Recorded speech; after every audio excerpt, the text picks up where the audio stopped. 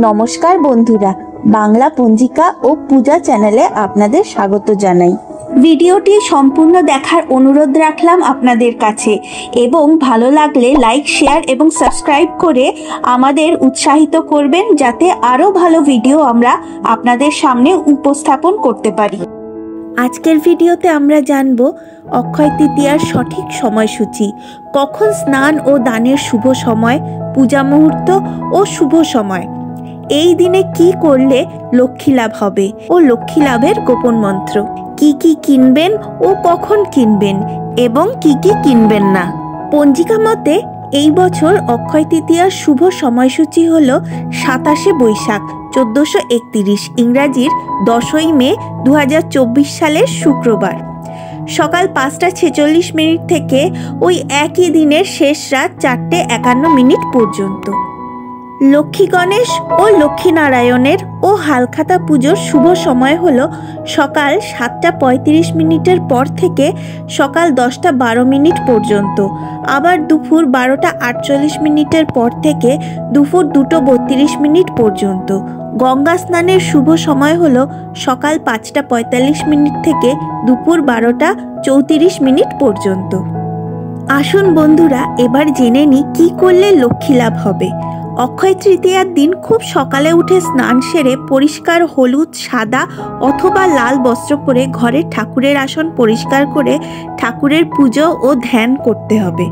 লক্ষ্মী গণেশ অথবা লক্ষ্মীনারায়ণের উদ্দেশ্যে অবশ্যই জুঁই ফুল অথবা জবা ফুল অথবা পদ্ম ফুল অর্পণ করাকে অত্যন্ত শুভ বলে ধরা হয়, কারণ এতে লক্ষ্মী দেবী প্রসন্ন হন। ভগবান শিবের উদ্দেশ্যেও গঙ্গাজল, ফুল ও বেলপাতা অর্পণ করতে হবে। হলুদ ফল, মিষ্টিও ভগবানের উদ্দেশ্যে অর্পণ করতে পারেন।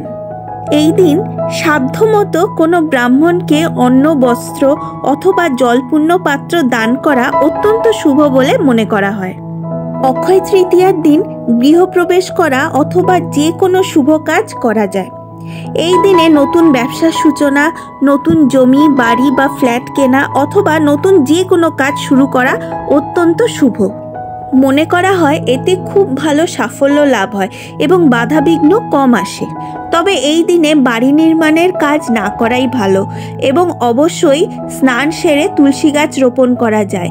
বিনা অনুমতিতে ও বিনা স্নানে এই দিন তুলসী গাছে হাত দেওয়া যায় না। অক্ষয় তৃতীয়ার দিন সোনা কেনা অবশ্যই অত্যন্ত শুভ। মনে করা হয় সোনা কিনে আনলে লক্ষ্মী দেবী খুব প্রসন্ন হন এবং সারা বছর গৃহে বসবাস করেন, ফলে সুখ ও সমৃদ্ধির অভাব কখনো হয় না। তবে সোনা ছাড়াও রূপা, পিতল বা মাটির জিনিসপত্র কেনা যায়। নতুন বস্ত্র, নতুন যে কোনো শস্য, ঠাকুরের জিনিস, এলাচ, হিং, জলের পাত্র, যে কোনো রকমের শঙ্খ কেনাও খুব শুভ।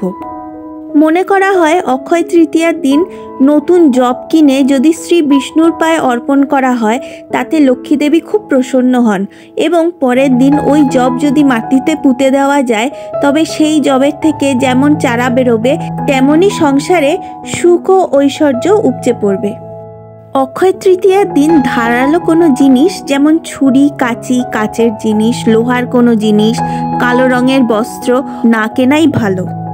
এবার বলি বন্ধুরা, কোন মন্ত্র পাঠ করলে অক্ষয় তৃতীয়ার দিন লক্ষ্মী দেবী অত্যন্ত প্রসন্ন হবেন। ওং মহালক্ষ্মী চ বিদ্মহে বিষ্ণুপত্নী চ ধীমহি তন্নঃ লক্ষ্মী প্রচোদয়া। এরপর ওং হিং শ্রীং লক্ষ্মী বাসুদেবায় নমঃ, ওম ভগবতে বাসুদেবায় নমঃ।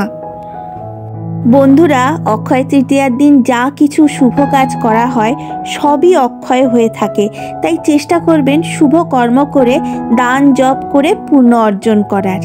বন্ধুরা, আজকের পর্ব এই পর্যন্তই।